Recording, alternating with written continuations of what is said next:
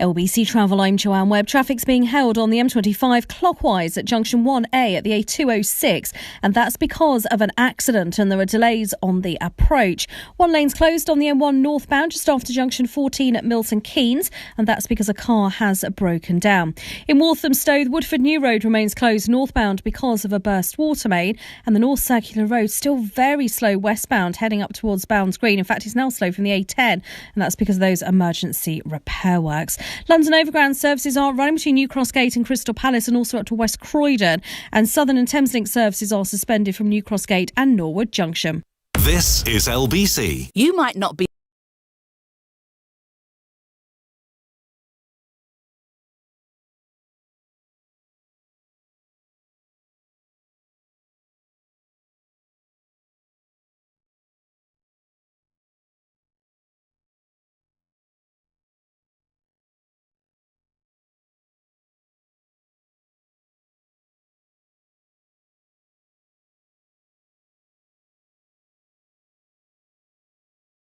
Ferrari now. 0345 6060 973. LBC. Have you declared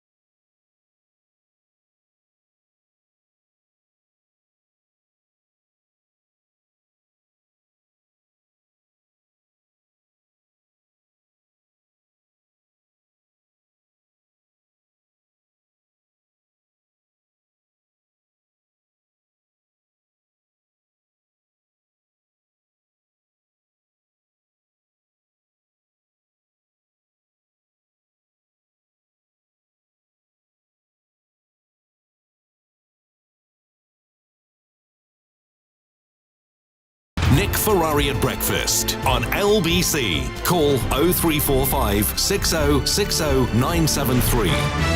9 minutes before 8 is the time. Come back to your views of these quarantine hotels in a moment. Now, it's safe to say the only way this is to be beaten is on a global scale. So what do we make of possibly UK expertise and capacity being provided around the world? Let's bring to the conversation Conservative MP and Vaccines Minister Nadhim Zahawi. This is something called a variant assessment platform. Minister, how does this work? Good morning. Good morning, Nick. Yes, so we account for about 50% of the world's genomics sequencing work at the moment, which is testament to our incredible work in life sciences. We're making an offer for the whole world. Any country that can't do its own, we will do the work. We'll create a library, effectively, of sequencing of the virus. It's really important that we do this. No one is safe until we're all safe. We've seen that throughout this pandemic, and this is an important offer to the world from the United Kingdom, because we are able to do it. We have the industry here in the United Kingdom to do this, and Matt Hancock will make that offer today as part of our commitment to the world, and rightly so, as we've done with vaccines. 1.3 billion to work for those poorer countries and middle-income countries to make sure that they get their share of vaccine. On the subject then of transporting the vaccines, you'll be aware that there is concern that the COVID vaccine supply of the Pfizer jab could be in jeopardy. The EU talking about blocking exports. Is that true? And if so, can they do that, Minister? So we have great confidence in Pfizer and their delivery program. I pay a tribute to their chief executive and the whole business. From day one, they've talked about equitable supply. They will supply Europe and the United Kingdom. They have reconfigured they're in the process of reconfiguring their European operations to deliver 2 billion doses instead of 1.2 billion doses.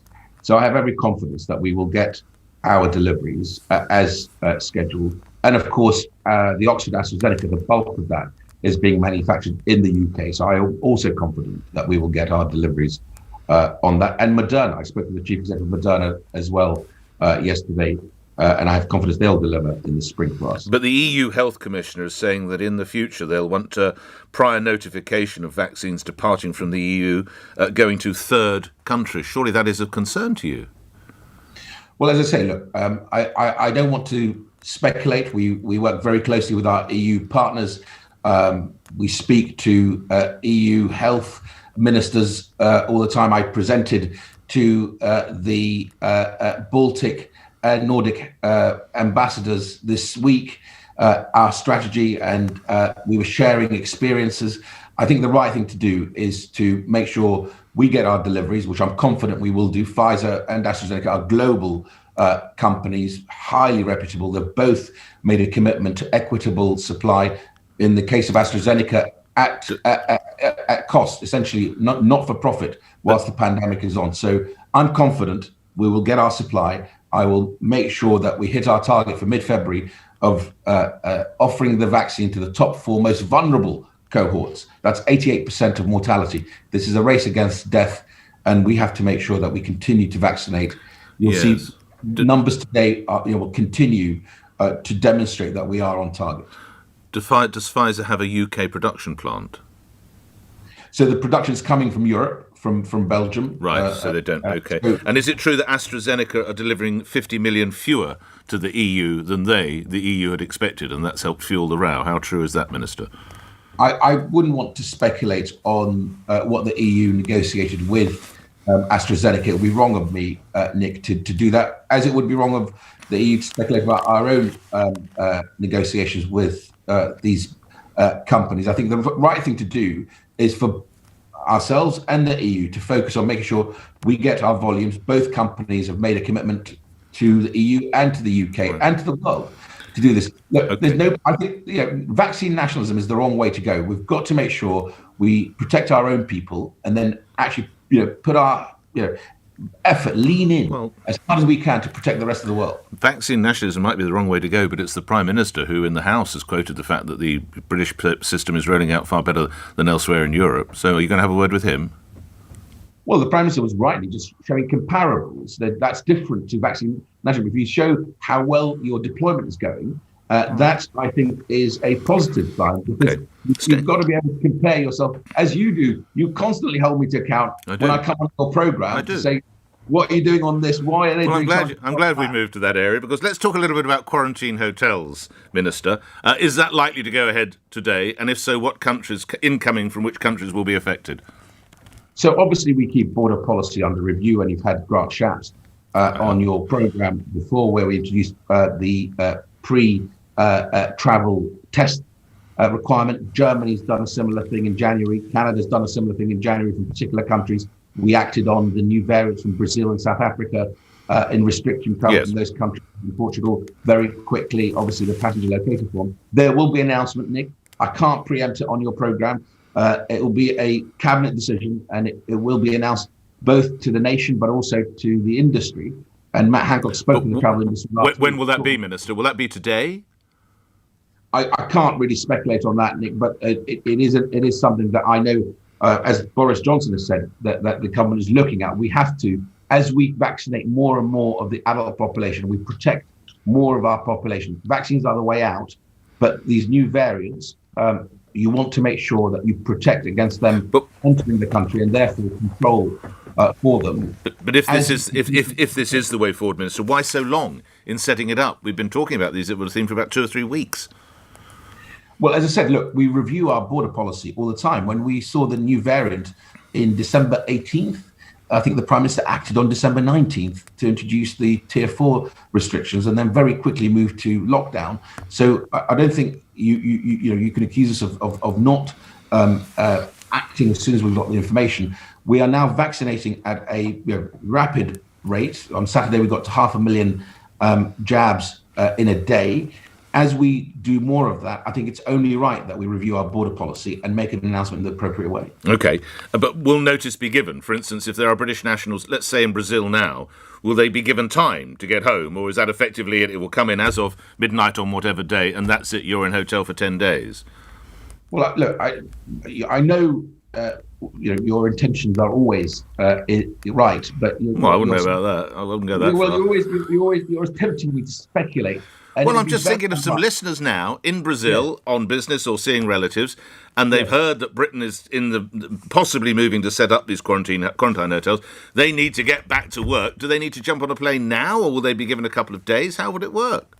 Well, as I said, when we make the announcement, the one thing I guarantee you is you will have a minister, probably the Transport Secretary, going around the studios, sharing exactly the detail of that announcement, as he has done in his typical great communicative way, and we'll do the same thing, and we'll talk to the industry as well. All right. The Business Secretary and the Health Secretary have been engaging with the industry. Now, just a couple of last points, reminding my listeners, of course, you did serve as an education minister. The Prime Minister, it is reported, is fighting to get schools open before Easter. Is he going to win that battle? Well, the Prime Minister has been consistent in saying that schools are his priority. Yes. He didn't want schools closed in the first place, which was why it was a last resort. Yes. Of course, we have to both recognise that teachers are currently in schools teaching the children of the front line of the NHS. But will there be full attendance prior to Easter? Who is the Prime Minister having to fight against? So, look, I can't speculate on a date. All I can say to you is we'll give plenty of warning, plenty of notice. There's some good data from Public Health England today on primary schools, much lower infection rates amongst children, 5 times higher in secondary schools. But if even Public Health England, rightly so, have said until we see the national infection rates really begin to drop to a low level, there's still 37,000 people in hospitals. I can't give you a date, but the one thing I promise you is we'll give notice to teachers of at least 2 weeks to prepare their schools ready to take children back. We want schools open as soon as practically possible and safely possible to do that. And finally, Dido Harding has been saying that she's concerned that people with COVID symptoms are, in some instances, rather intimidated from getting testing because they're frightened they won't be able to work and they won't get any money. There was a suggestion of a £500 payment, which I think was rather withered on the vine. A comment on what Baroness has said. Yeah, I mean, I think Dido's right. That's why we put the £500 hardship payment in place for those who are most in need of that money and most vulnerable. There was speculation about a sort of £500 for anyone, and that's actually not true. OK, but for those most vulnerable, then you do agree this might be stopping people coming forward? Well, that's why we've put the hardship payments in place, because we want them to come forward, we want them to be tested and to get that money, including obviously the additional support from welfare.